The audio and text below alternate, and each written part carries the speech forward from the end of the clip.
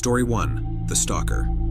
Sophia was an art student in a bustling city, known for her vibrant paintings and friendly personality. She lived alone in a small apartment, enjoying the freedom and independence it provided. But everything changed when she started receiving strange messages on social media. At first, they seemed harmless. Compliments on her artwork, comments about her beauty, and general friendly banter.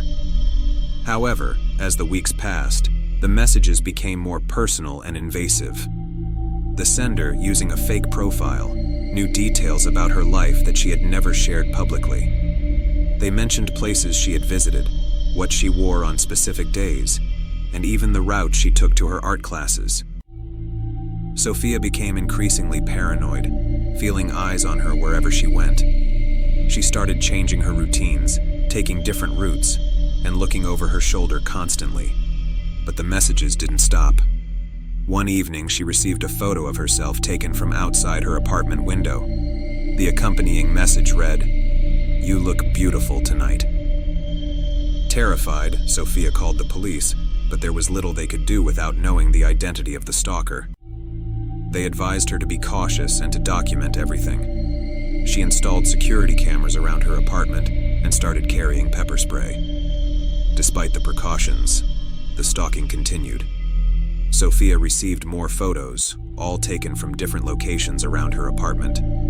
The messages became more threatening, with the stalker expressing anger when she ignored them.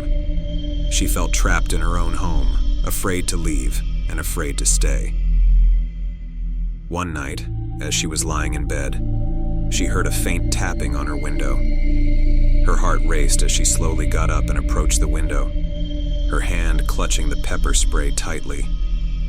She peeked through the curtains and saw a figure standing outside, their face obscured by a hoodie.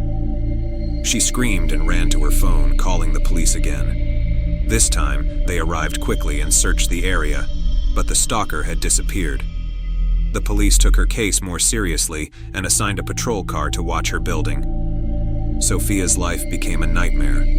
She couldn't concentrate on her studies or her art, and her social life dwindled as she isolated herself for safety.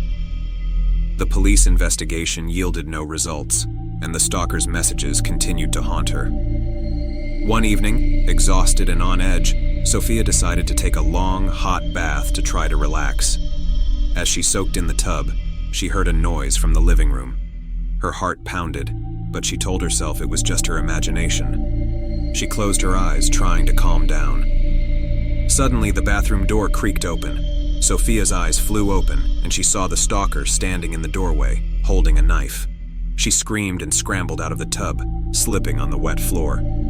She managed to grab her pepper spray and aimed it at the intruder, spraying them in the face.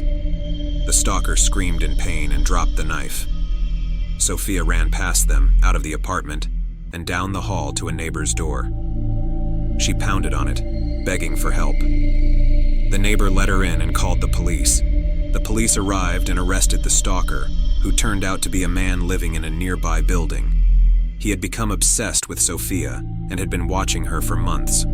The police found a collection of photos and notes in his apartment, documenting his obsession in disturbing detail. Sophia was safe, but the experience left her traumatized.